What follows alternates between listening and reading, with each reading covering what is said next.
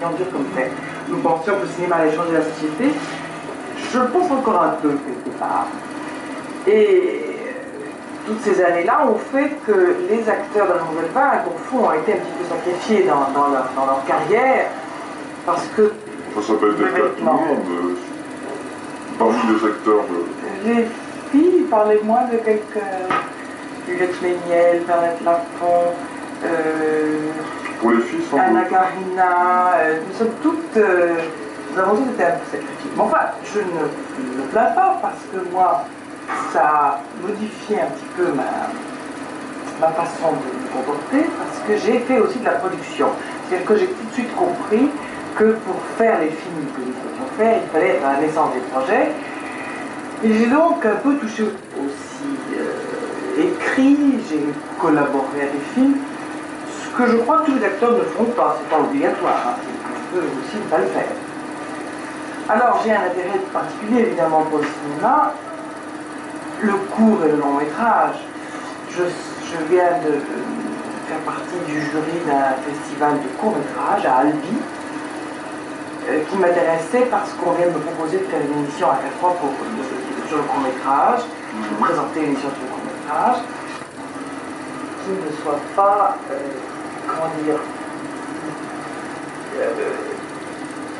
d'avance catalogué aux yeux du public. C'est-à-dire qu'il faut arriver à sortir un peu, par exemple, éliminer le mot court métrage. Il faut trouver d'autres appâts, d'autres attraits.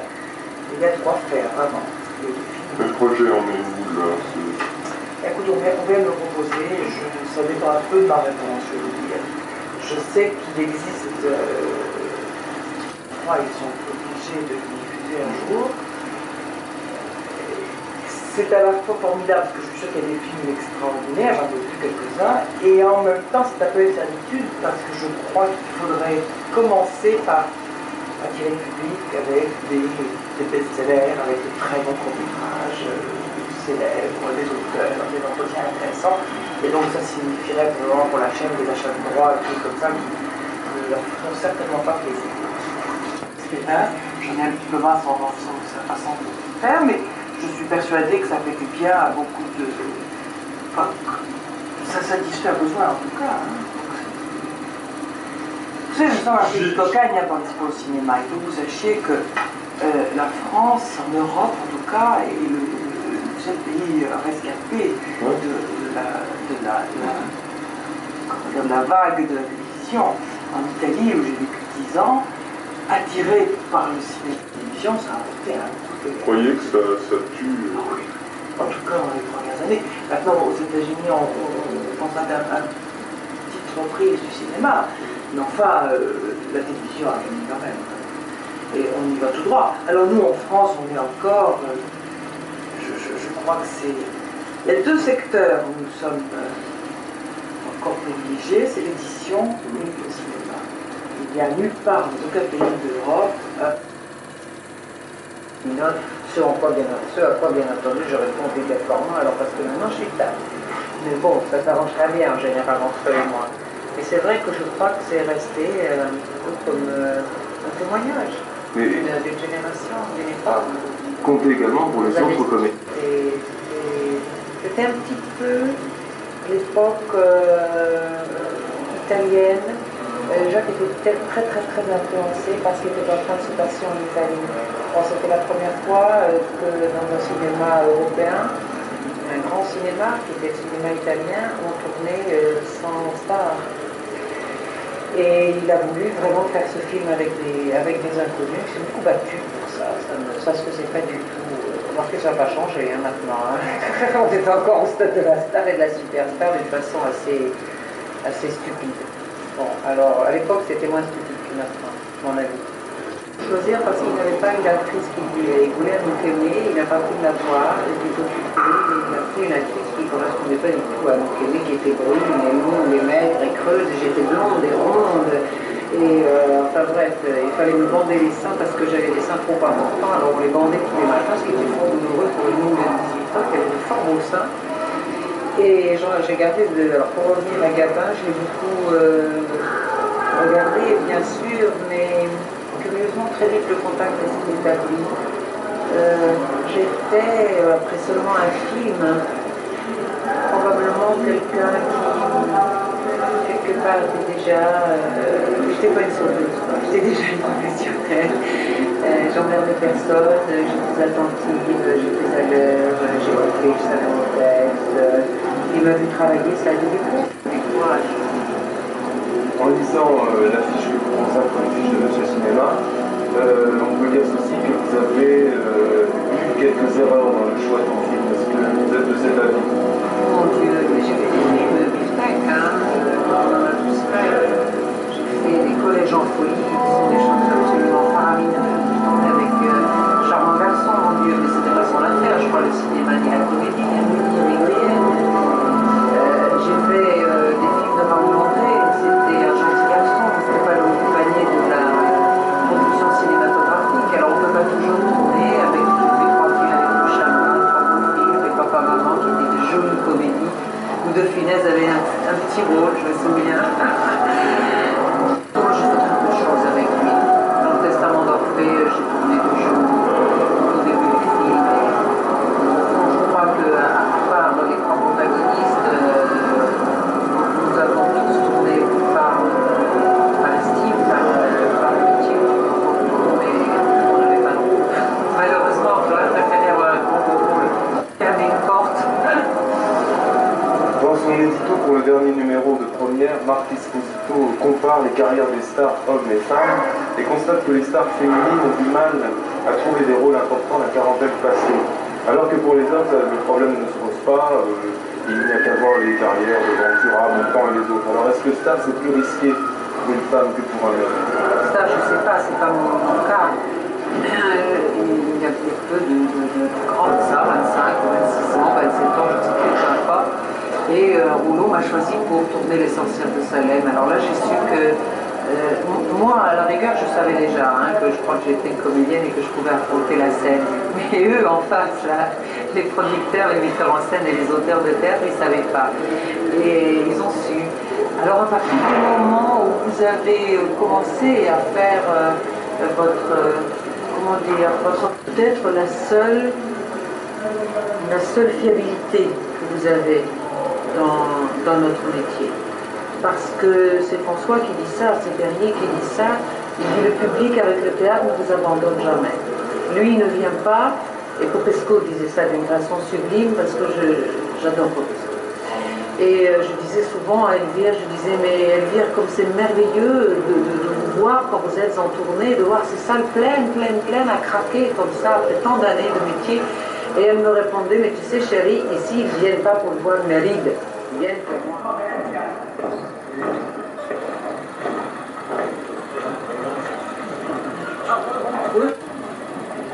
Voilà.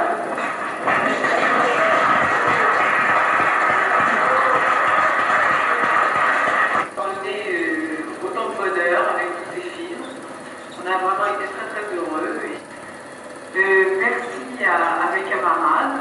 On ne s'est pas frappé de chignon, on a tous été d'accord. Et ça s'est très bien passé. Alors on va commencer tout de suite. Que nous avons décerné à Chronique des Immobiles, le numéro 26, de Philippe Leclerc, de Nancy.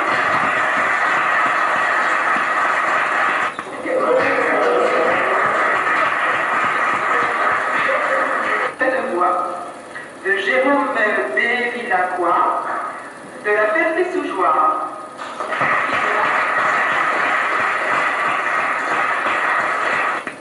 Ensuite, nous avons créé, mon cher Claude, désolé, un nouveau prix, un prix de l'humour.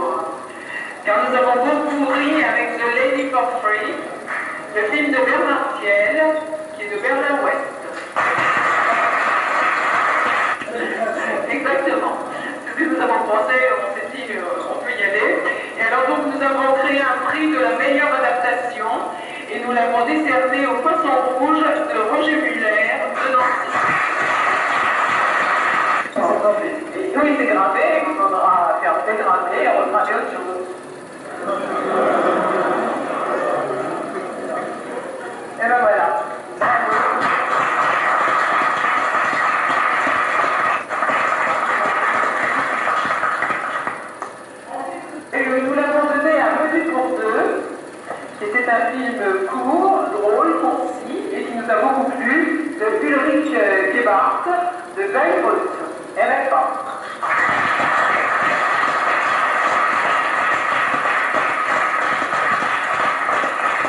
que dans ce film de Philippe Leclerc, il y a deux interprètes aussi formidables l'un que l'autre. Nous avons donc donné un prix d'interprétation que ces deux interprètes vont devoir se partager.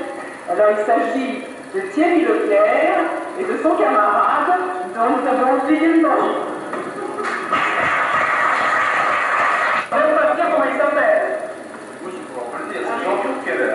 Très bien, ça il avait un nom compliqué. En tout cas, vous êtes formidable. Et vous avez l'intention de devenir comédien, vous êtes déjà comédien. J'étais au conservatoire avant d'être appelé ici.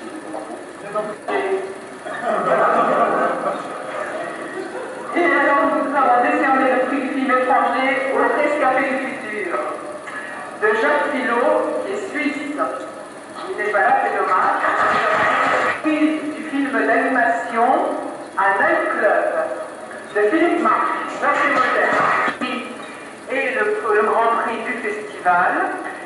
Je vais donc commencer à d'une étoile à l'autre. Olivier de et le grand prix du festival à Chronique des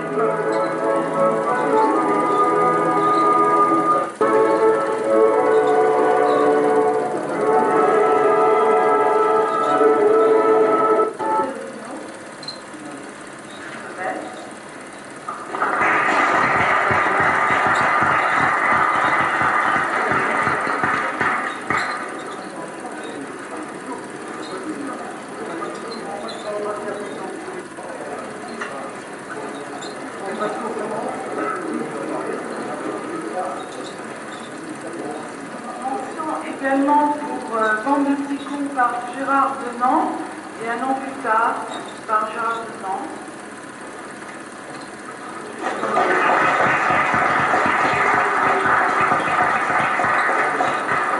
Mention également pour Finale par Hank Jazz.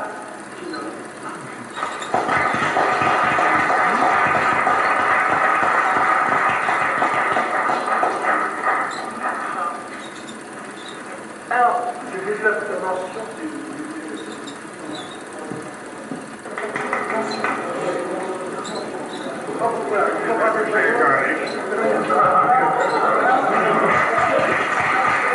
Empoisonne par Herbert Dubois.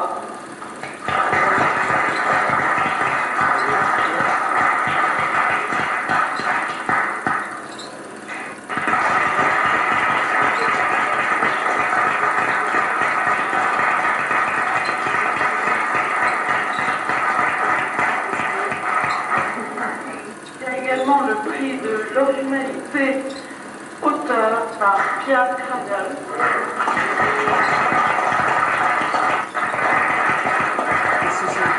C'est le cinéma fiction, mais Prix de ça l'humour marche toujours au festival. Orphélique par Orphélique